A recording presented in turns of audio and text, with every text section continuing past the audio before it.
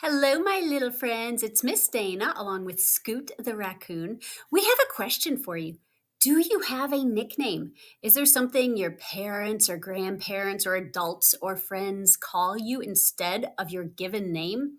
I'll let you in on a little secret. When I was little, my nickname was Donut. I don't know why. Yes, a donut like with sprinkles. Do I look like I am covered with sprinkles? No. So you'll have to ask my family why my nickname was Donut. But today we are going to learn a special word for nickname. And at the end of this, you might just very well learn Scoot's nicknames. All right, let's jump in. Our fancy word for nickname is sobriquet. Can you say it with me? A sobriquet. Sobriquet. Now look at how it is spelled. Do you see that T on the end? Are we saying sobriquet like you think we would? No, because it is a French word. If you think of the word ballet, it ends with a T, but do we go around saying ballet? Do you say ballet? Scoot says ballet. We should not say ballet, though. It's ballet. And so, in the same way, we do not pronounce the T on the end of sobriquet. It simply means a nickname. This can be a name for a person or a place. It is used in place of the real name. If we're talking about a sobriquet for a person, you might have somebody named Robert. That's a common name. Sometimes Robert is called Robert. Sometimes Robert uses sobriquets like Rob, Bob, Bobby. This is Elizabeth. Her sobriquets might be Beth, Liz, Eliza, even Betty. My grandmother was named Elizabeth, and she went by Betty as her sobriquet. We do not have a lot of synonyms for sobriquet. You could say moniker, maybe pseudonym, but really it's just a nickname.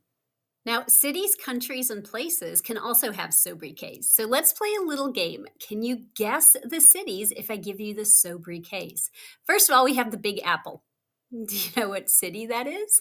It's going to be New York City. I'm sure there's a reason it's called the Big Apple, but I don't know what it is. Next up is the City of Lights. We're going to Europe for this one. What do you think it could be? A lot of people have guessed London for this, but the answer is Paris. Paris is known as the City of Lights. Finally, the Eternal City. What's your best guess? The answer is that the Eternal City is a sobriquet for Rome, the city in Italy. Now let's talk about sobriquets for people. I've already told you that my sobriquet when I was a child was Donut. How about some famous people, though? Up here we have Queen Victoria, we have William Shakespeare in the middle, and then Abraham Lincoln on the end. Now, I'm going to give you 3 sobriquets, and I'll give you a moment to see if you can match them up. First of all, we have the Bard of Avon. Then we have Honest Abe, and we have the Grandmother of Europe. Do you think you can match each of these famous people with their equally famous sobriquets?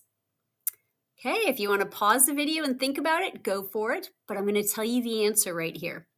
Queen Victoria was known as the grandmother of Europe because so many members of the monarchy are descended from her. The Bard of Avon was William Shakespeare. He came from the city of Stratford upon Avon, and he was a bard, a poet.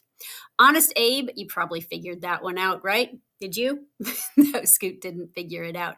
He was known for being very honest, and so he was given the pseudonym or the sobriquet Honest Abe. This is what you've been waiting for, isn't it? You want to know Scoot's sobriquets. What do we call Scoot? Well, he has many sobriquets. He has the Duke of Dumpsterdom.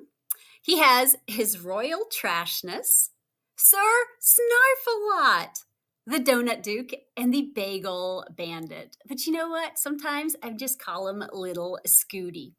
All right, what is your sobriquet? If you don't have a sobriquet, maybe you should make one up for yourself. I'll see you next time. Bye-bye.